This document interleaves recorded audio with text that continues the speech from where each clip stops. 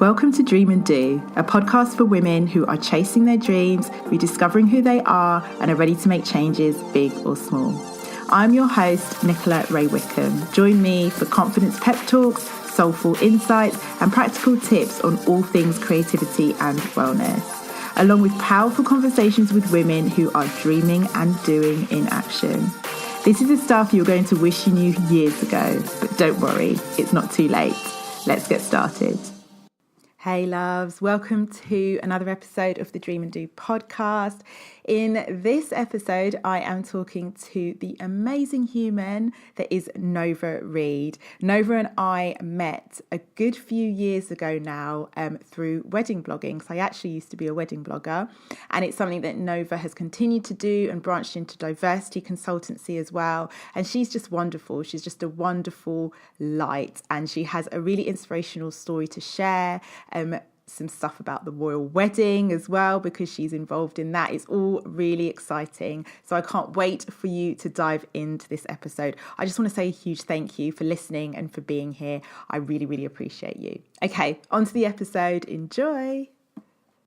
So welcome, Nova, to the Dream and Do podcast. I am so excited to have you here. I have wanted to do a podcast for a really long time, and you were one of the first people that I shared that with, and I just knew that you would be all up and all over it, because I love you so much, and I wanted to share you and your story. Oh, what an intro. Thank you so much for having me, Nicola. I'm a big fan of yours, so it's a pleasure. This might be a bit of a mutual appreciation fest with us. So, Nova, what I know all about you, obviously, but can you just tell everyone a little bit about yourself? So the brief version is I'm a blogger, founder of a wedding blog called Nova Reid. I'm a diversity campaigner, and I'm also a wellbeing mentor. I love that you wear lots of different hats. Thank you. How do you find that? To me, they interconnect. I guess the overarching factor for all of them is helping people. And I worked in mental health way before I started running my own business. So a lot of the work I do around diversity and inclusion is about helping people who are excluded, and also helping people who are running businesses to better communicate and reach people who are alienated, excluded, oppressed. And then the mental health stuff kind of happened by accident. So when I started running my business full time, it was mostly to run Nova Reid and do the diversity campaigning and the work that I do. And I was finding people were naturally coming to me who are business owners, or who are women not feeling good enough or struggling with their well-being, because they've seen my bio, or they've seen something online that shows that I've got a background in mental health, and then just started opening up. So it showed that there was a need for me to continue doing some of that work. So I do some private work in the well-being space as well, and have the occasional workshop and retreat. And what I'm really excited about our conversation today is that one of the things that we're going to talk about shows how all of the different things that you do really have come together, especially recently. But can you just tell us a little bit more how you came about doing the different elements? So if we start off with diversity consultancy, how did that come about? Well, I'll start off by telling you about Nova Reid, because the consultancy came after that, or as a result of my blog. So I started wedding blog Nova Reid as a result of my own engagement. I am a feminist. I still am very, very independent. So I wasn't somebody who necessarily fit the traditional bride. I wasn't fantasizing about my wedding. I wasn't even thinking about it. I didn't even know if I would get married. I was just doing my own thing, career focused, driven, didn't need a man. And then I met my now husband, and he turned all of that upside down. So when he proposed, I was really quite surprised at how quickly I got swept away by the romance of the wedding industry. I didn't know much about the industry. So I was going in blind, like I think most women are, or most couples are. And then the first thing I did was hit the newsagents and brought magazines. And once I sort of nestled down to read them, I quickly noticed that it was just this massive just sparseness of women and couples of colour. It was just blonde, white, heterosexual, size 8 women with a handsome white man wearing a tux and tail. Who looked like Ken. Who looked like Ken. Yes, it was this. So it was your traditional Cinderella. That was what I was seeing. As like, it's the handsome prince and the Cinderella. That was the narrative I saw, not just in magazines, but on catwalk shows, in promotional material, in suppliers' websites, photographers' portfolios, makeup artists' portfolios. There was just this massive void. And I was like, well, this is weird. Because at that time it was 2011, and I thought we'd got a bit further with you know, having a bit more race equality in the UK. And I was somebody who grew up in Hertfordshire, so our family was one of very few families of colour. So I was always aware that I was different to the majority of people around me because I lived in this environment. So as I grew up and became a bit more aware of my race and identity, and started to experience racism and bullying as a result of my skin tone, I became very conscious of my race. I wanted to hide. There was a lot of shame, I would say, wrapped up in it. So my self-esteem and my self-worth as a young person, as a young adolescence, and even as a young adult, was quite low. In fact, it wasn't quite low, it was very, very low. So I recognised that my relationship with my race and my identity had been a sensitive journey for me. So when I stepped into the wedding industry, I remember checking myself. I'm very self-aware because I had a background in counselling training, which forces you to be self-aware. So I took a step back and I said, right, Nova, are you being paranoid? Is this fact, or is this your mind going back to a default setting of before? And the more I did it, I started looking at facts, researching, going to more shows, buying more magazines, or not buying them, flicking through them. I thought, I'm not spending my money on these things anymore. You're better than me. You know my story. So Nova and I actually met because I had a wedding blog when I was getting married for the same reasons that Nova talks about, that there just wasn't any diversity. I didn't see anyone that looked like me. But unlike Nova, I spent a small fortune on those magazines. I brought 3, and after that I was like, no more. I'm not spending my money in these spaces because you're not representing me. It means you don't care about me, you don't want my money, so I'm going to spend my money elsewhere. But I did use them for research. So I would go and I would look, or you go to wedding shows and you get goodie bags with them in, and it was the same thing over and over again. I thought, no, this isn't me being paranoid, this isn't my mind, this is an issue. And then I started reaching out to people, and that's when somebody recommended, it was actually the London Bride at the time. Oh, right, okay. She recommended, she said, oh, I know Belle Noire Bride, you know, you might really enjoy that space. And so that's when I was introduced to the world of blogging, which was the same, really. There was just this massive absence, this massive void. And I found that I started finding representation of couples who were like me and my husband, who were modern. You know, he likes a nice tailored suit. There's no way in hell he was going to wear a baggy Moss Bros suit or a tux and tail. So just getting nice modern inspiration for quality British couples who are also black. But there was nothing. And I found most of my inspiration came from America, which of course doesn't always translate.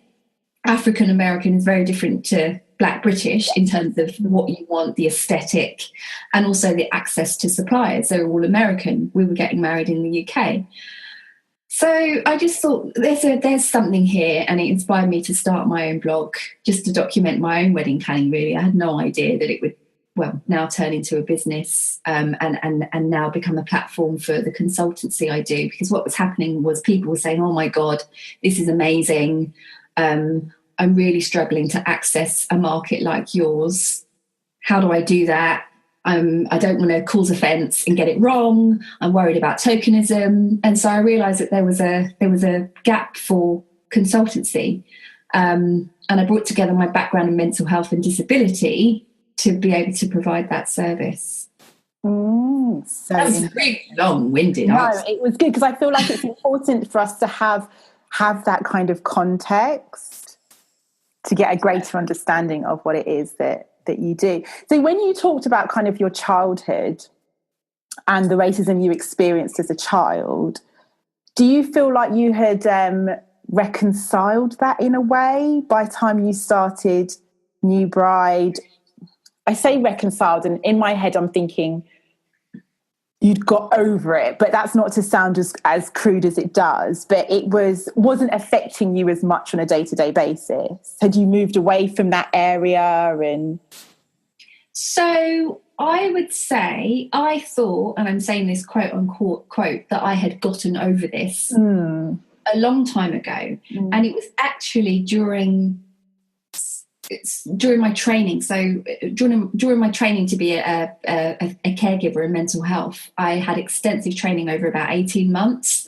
Some of that include introductory counselling skills, some of that include mindfulness, a whole load of it included, I did a NLP, neuro-linguistic program, and that was about 12 months. So that was when I think NLP was in a different format then.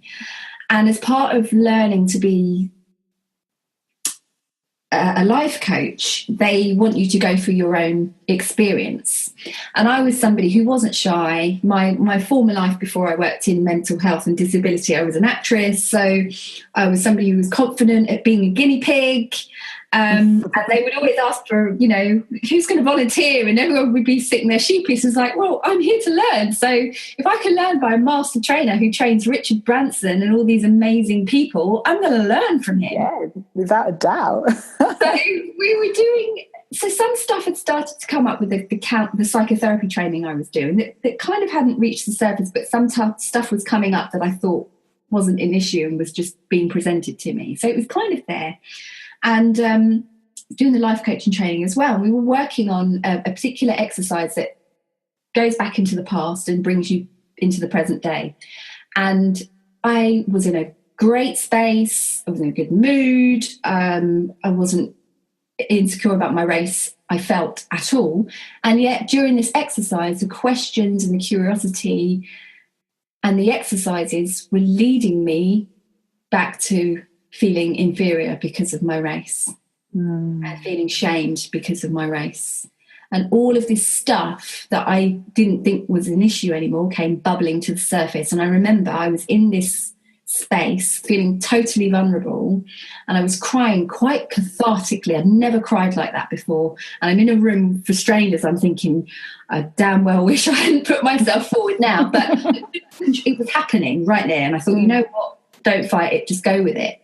And I remember afterwards we finished the exercise, and the head trainer, who is now my coach, took me into a private room and did some more unpacking just to get me into a space where I was safe and understood what was going on. And not long after that, I started New Bride. Wow.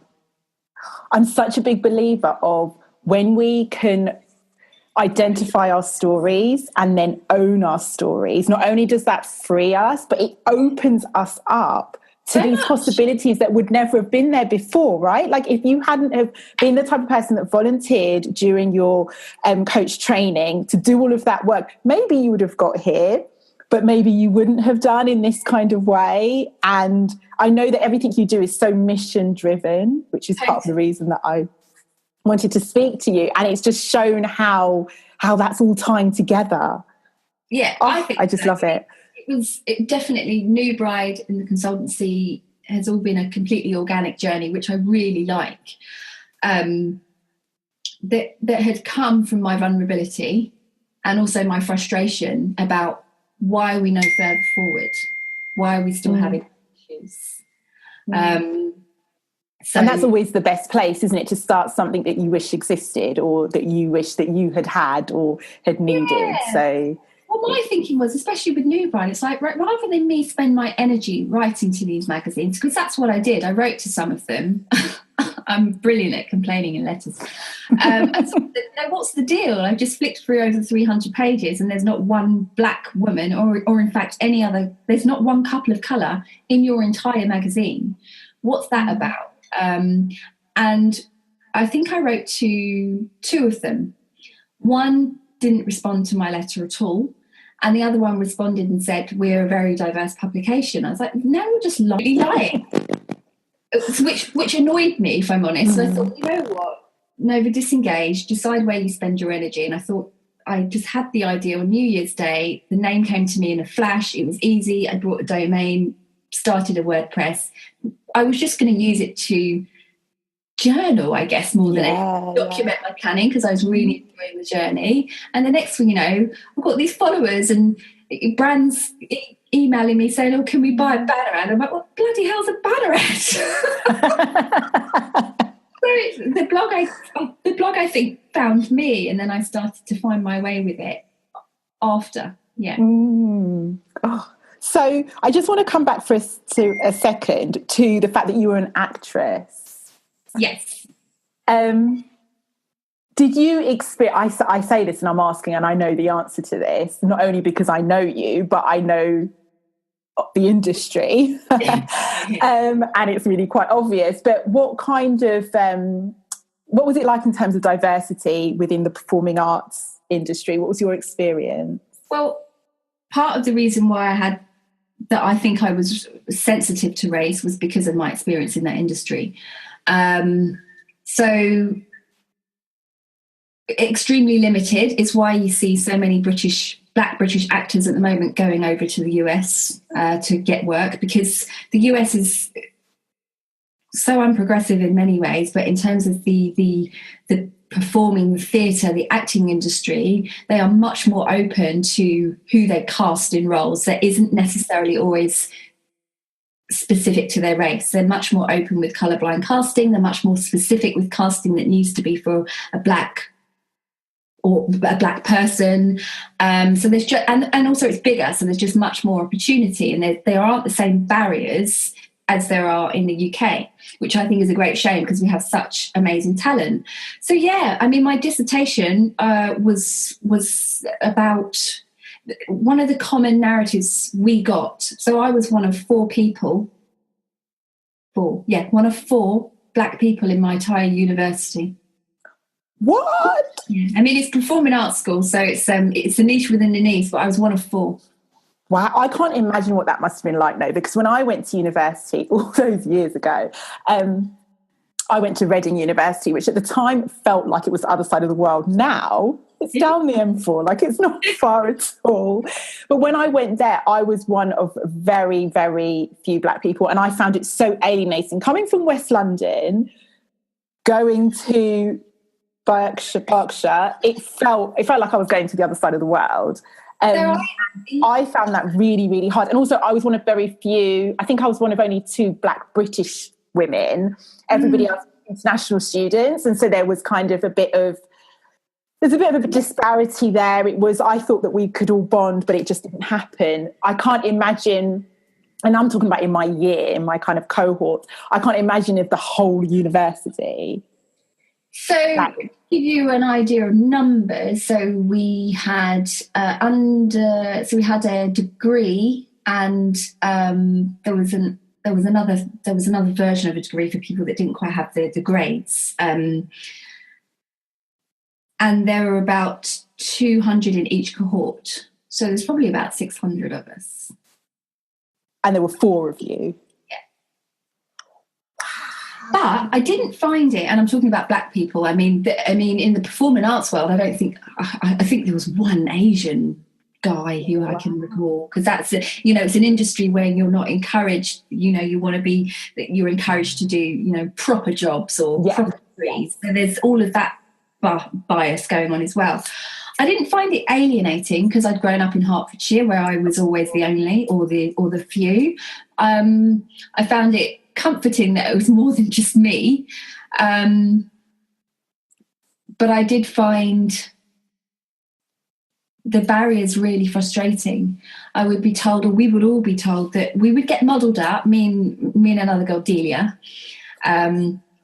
we're still good friends. They'd always muddle us up. We looked nothing like each other, but we were the two black girls. And there's not really an excuse. It's really easy to remember. Delia and Nova.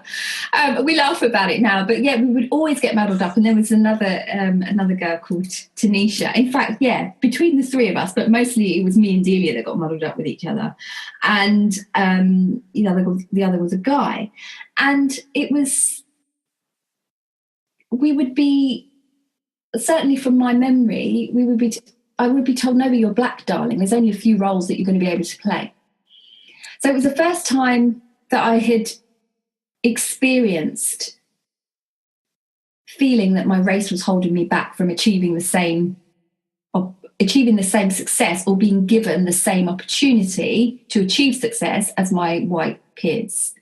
Maybe you're black, darling. You're not going to be able to go for this audition. You're only going to be able to do this. And so I was stereotyped a lot as either, well, there was Nala in The Lion King, so every black person in London used to have a hangout there every audition, get callback after callback, and it would just be a time. Because they always used to say, well, part of the problem is there aren't enough black actors. I'm like, there are loads of us. We're at Lion King auditions. There aren't enough roles. So I wrote my dissertation about that people kept saying there aren't enough black actors, and they think it's because the talent pool isn't there. And I was like, we're extremely talented. The opportunity isn't there. There's no opportunity. Why would you hang around in an industry where there's no opportunity? You need to go and earn money. So I think they lose a lot. I think retention of black and BAME actors is an issue because of the lack of opportunity and the lack of opportunity. Yeah. So there was sort of The Lion King. I was like, I want more than playing a lion.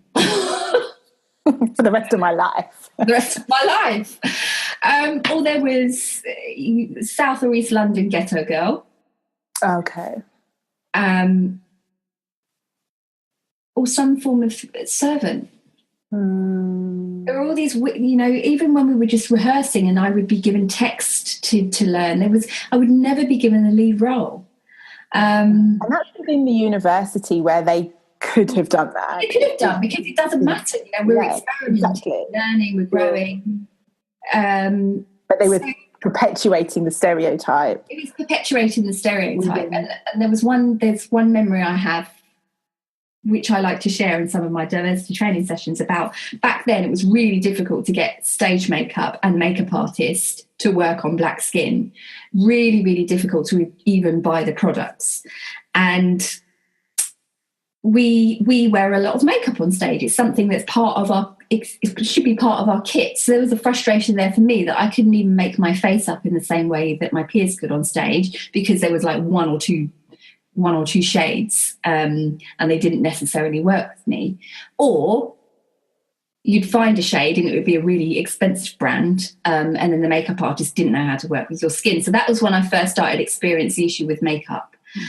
Then we were rehearsing for a show, and I was in a tap piece, and he said, I want you all wearing nude tights. And I remember raising my hand saying, there are no nude tights for me. I can't. They did not exist, Nicola. Unless you wanted to look like like grannies wear those nude tights that are like some really funny made-up colour.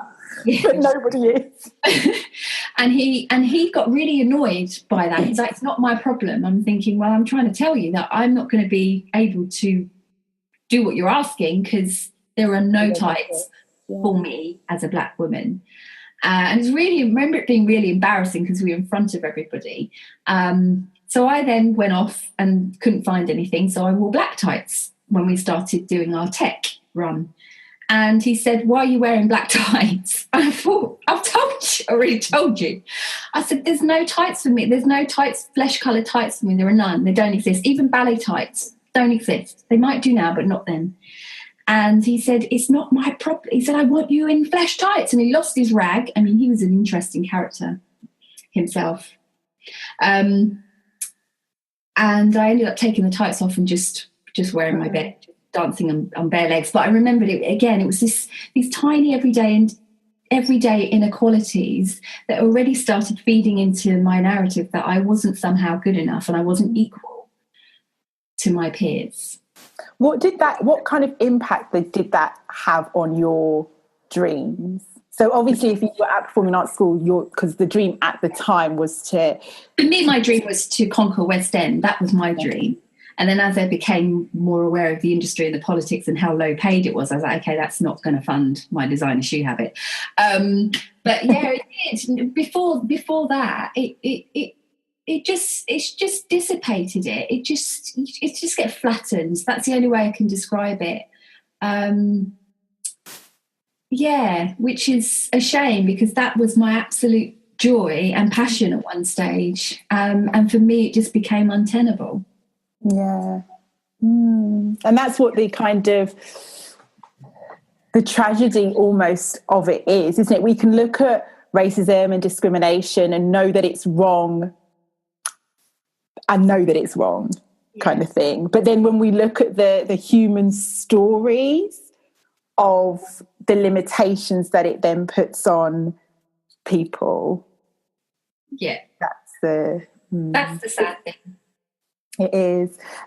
But what I want to go on to talk about now, and it leads really nicely onto that, because what I believe is that dreams are malleable, aren't they? And they change over time and they grow. And then sometimes dreams get realised that we didn't even realise that we had, or they kind of sprout out from different places, and they can be small, everyday things. So it could be a dream, like I said to you before I hit record, of being able to go to bed at a decent time and my child sleep through the night, right through to kind of big life dreams on how you want to be spending your day and how you want to be showing up in the world and the impact that you want to make. Let me just ask you, so what's the biggest example for you of that dreaming to doing at the moment? And it doesn't have to be a dream that you kind of had pinpointed on the vision board, but... So for me, it's having influence and making a difference, because I got to the point in my life where I was existing and feeling so unfulfilled. And I was like, this is not what life is about. My dad, on our wedding day, my dad's like me. He likes to talk off the cusp, from the heart, without a written. So he was winging it on the day, and I remember saying, "Why haven't you written your speech?" It's not how I roll. But he had reminded me of something that I didn't have a memory of, and he said, "You've always loved helping people. From when you were such a little girl, you were always so sensitive of other people's needs and would put those ahead of your own and loved nothing more than helping others." And I thought, how interesting that still continues to be something that is of huge value and importance to me, to help, to serve, to make a difference and to influence. And I would say all of the things I'm doing now and all of the things I've done before have had that narrative in some way. They've all led me to where I am today. The acting world had given me an enormous amount of confidence. I worked in that industry for a short time, so it wasn't a complete waste of money. It's given me great confidence. It's served me a purpose for educating and public speaking, and also helping people who don't feel good enough, because I was in that space as well as my own journey as a Black woman. It served me in many ways to help others. And that would be, I hope I've answered the question. I guess the overarching thing is making a difference in some way. And I feel like one of the biggest ways that you're about to make a difference is, I have to do a drum roll, is that you're going to be, well, we all know the royal wedding is happening. So at the point of recording, we are a little bit away from the royal wedding. But when this is actually aired, the royal wedding may be kind of imminent, or it may have just happened. And Nova is quite involved in that. Yes, Nova. I am. Tell us about it. So I was contacted out of the blue by Sky News, who found Nova Reid, and found the work I've been doing to challenge race inequality and the lack of diversity in the UK. And they said, through their research of the work that they're doing in the run-up to the royal wedding, they had realised how much of a white space the wedding industry is, and how diversity is so sparse still. And so they asked me if I would be interested in having a documentary done about Nova Reid and about the royal wedding, and what it's going to mean to have a woman of colour marrying into the British monarchy. So I was just ecstatic because that's everything my blog is about. It's about my journey as a Black woman. It's about how I felt undesirable because I didn't see images that looked like me, because I didn't feel like I could be a princess, because when I was a young girl, all of the things that were exposed to me as beautiful and desirable had long, wavy blonde hair and sort of, beautiful porcelain skin, and it wasn't me. I didn't need a hot iron and a hot comb to deal with their afro. And so that conditioning had been embedded in me from a young age. And even when I got engaged, I was surprised at how it took me right back to feeling inferior, simply because there was just this massive big void of just seeing positive images of normal women doing normal things, having the same, aspirations that just represented Black women, and it just didn't exist. So for them to have approached me to talk about exactly what inspired me to start my wedding blog, I thought was some kind of universe magic. Thank you, Harry and Meghan. Thank you, Harry and Meghan. But it was I am very active on social media. I am active on my blog. I talk about these issues in my blog. I'd written an article about Harry and Meghan and what it's going to mean to have somebody in the British monarchy. I talk about slavery. I talk about colonialism. So I've done the work, and I continue to do the work. So when they approached me, I was absolutely ready. Mm-hmm. It's like it's your time to say these things. So what do you think it is going to mean to have...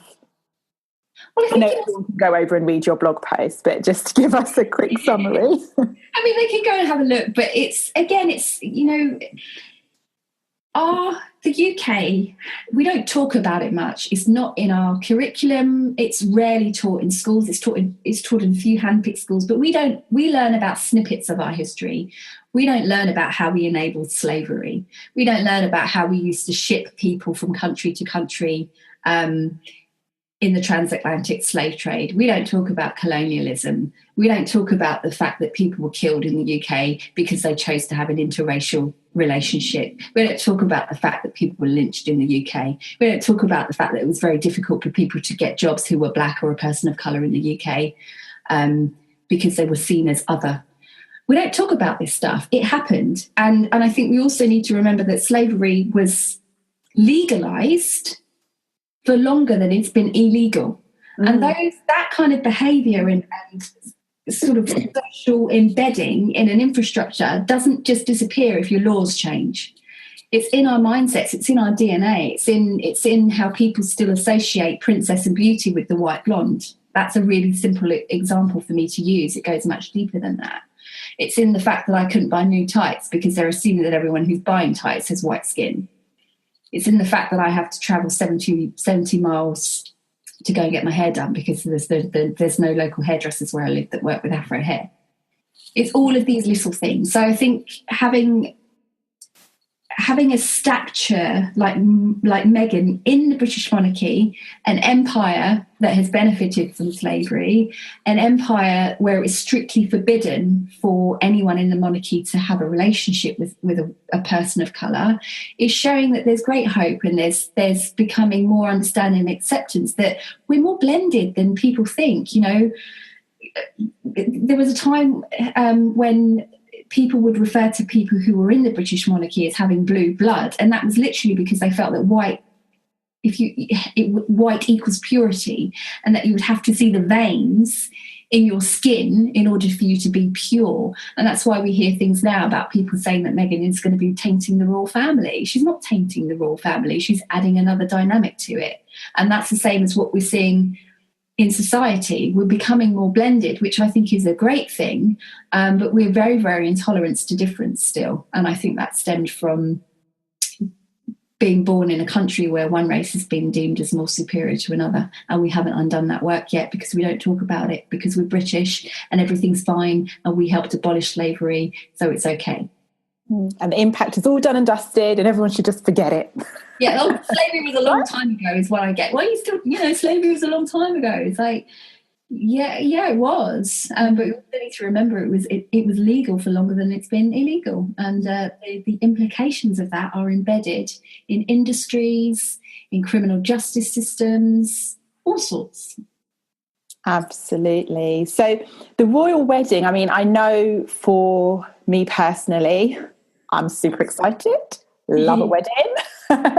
Regardless, and I remember when William and Kate got married, they got married a few days after I did. They did? They did, yeah, in 2011. And so I was on honeymoon in Thailand watching the coverage from our hotel. And I will definitely now be sitting down watching the coverage of Harry and Meghan. And for me, it's got that added dimension of watching it with my 4-year-old. Yeah. Because she will always still believes that a princess has to have long blonde hair. Otherwise she's not a princess. So I'm constantly pointing out women to her who have short hair, black women, Asian women, who are also princesses. So I think that it's got so many ramifications, this wedding happening. Your involvement in it. So I know you never thought that would happen, because none of us ever thought that this would happen. But how does it feel to be involved in something that you kind of are super excited about and never saw happening? Like, just tell me how you're feeling. I'm in this weird phase at the moment where I don't want to talk about it too much in case it doesn't happen. And it is happening. So, I'm having an outfit made and, it's happening. So I'm overwhelmed. I'm excited. I feel privileged. I feel like actually I've worked bloody hard for this. And I'm glad they found me, because this is the foundation of everything I stand for and what I built my business and my blog on. And I'm really excited to see how it influences not just the wedding industry, but how it influences how people view success, class, desirability, wealth, because we still have this perception that if you're a person of colour, you're in poverty or that you're struggling, where actually some people are ripping off the glass ceilings and doing amazing things, but we don't see it because it's not stereotyped. We see, I remember I was talking to somebody about my experience growing up, and I would say I didn't really see much positive examples of black women or black people doing great things in the 80s. And also racism was rife in the UK back then.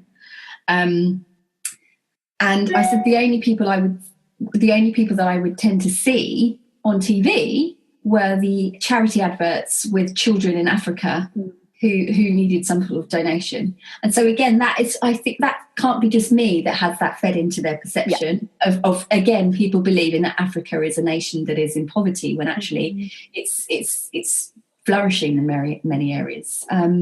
So again, I think it will help to break down some unhelpful stereotypes. I think we have a long way to go. I think it will also bring to the surface a lot of racist views that people still hold, and hopefully give the opportunity to debate it and help influence and change some minds, because I think the problem we have in this country with not being further forward with equality and particularly race equality is because nobody wants to talk about it. Yeah. And I think what's happening with the monarchy, what's happening with Brexit, what's happening with Trump is forcing people to have conversations that are uncomfortable, and I welcome that. I find them uncomfortable too, but that's the only way I believe that we're going to start seeing some long-lasting changes in our thinking, in how we teach our children, in the perceptions we make about who we want to associate with, who we want to work with. So I think it will start opening up conversation. That's what I think. I think it's a start. I think, I'm not naive. Meghan represents a lot of things.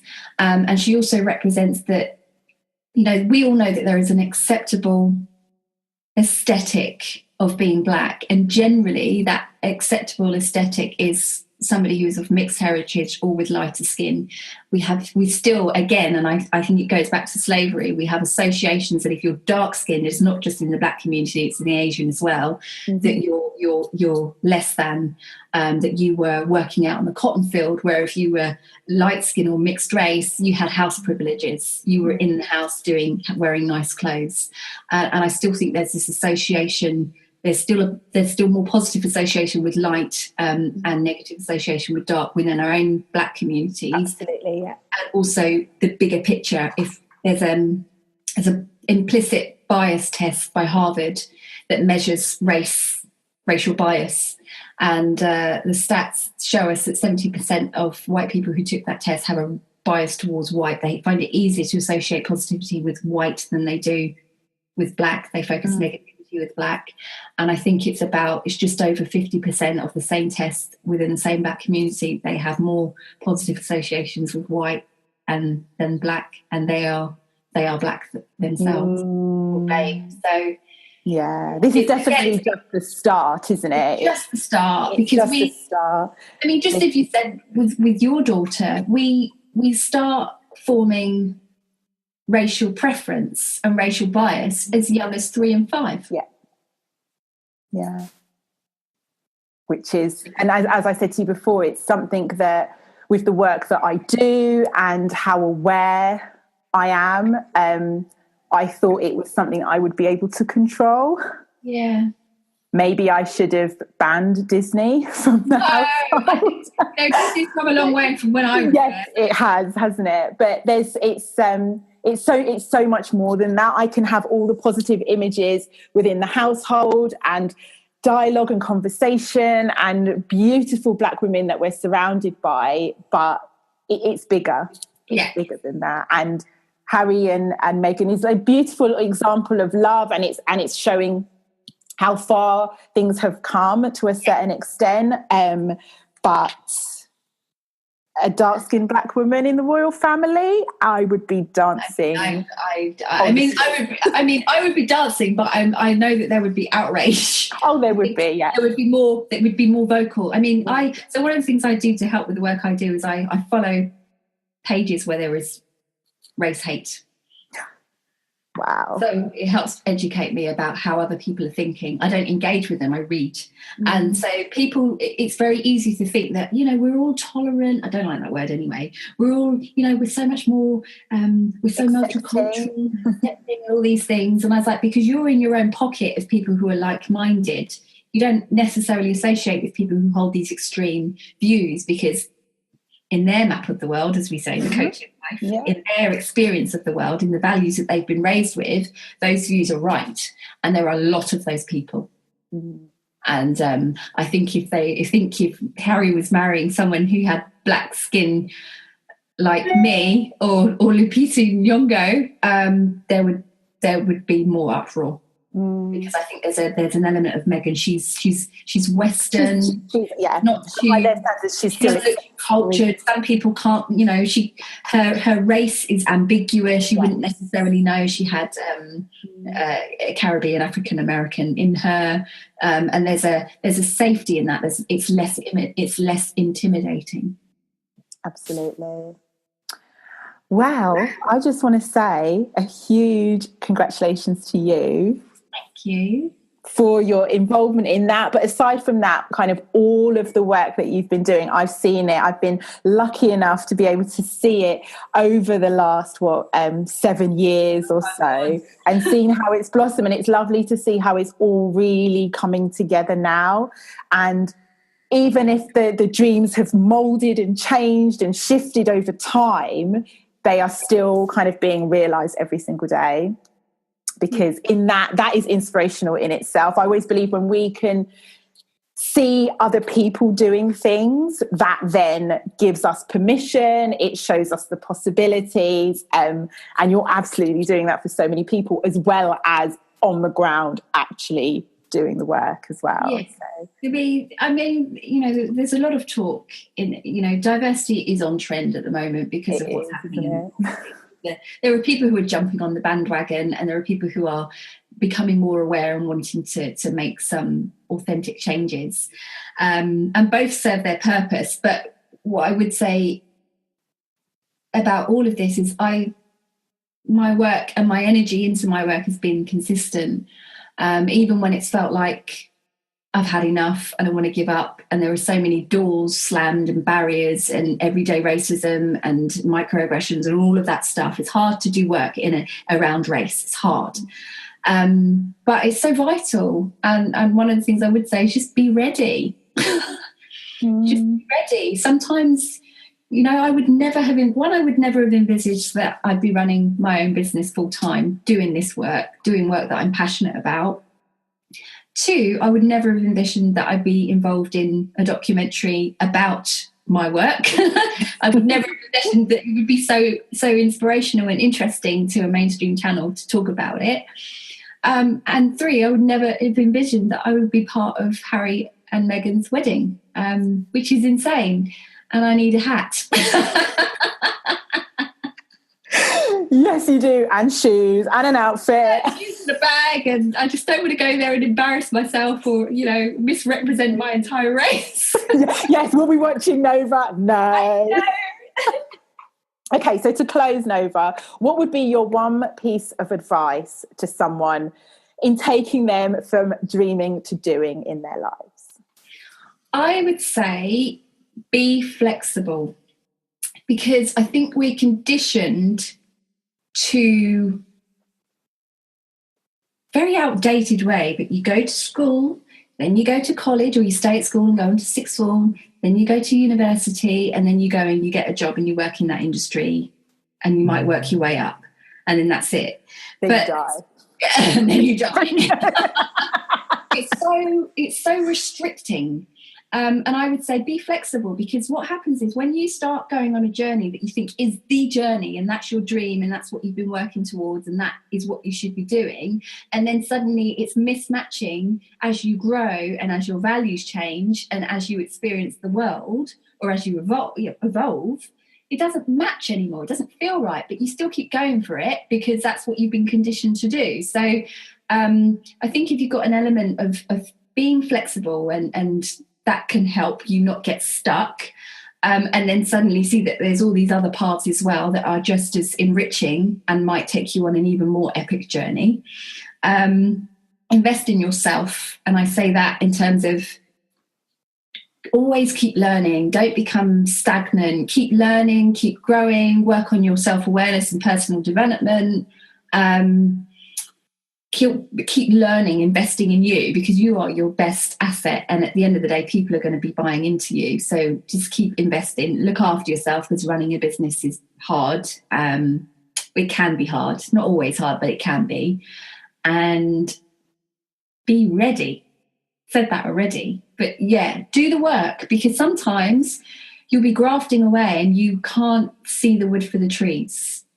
Or it feels like you're not making an impact. And I did something earlier this year so I'm at the stage now where my business is growing and I need investment to enable it to continue to grow. And part of that is an application where I need to show how New Bride has had an impact or made a difference in the wedding industry.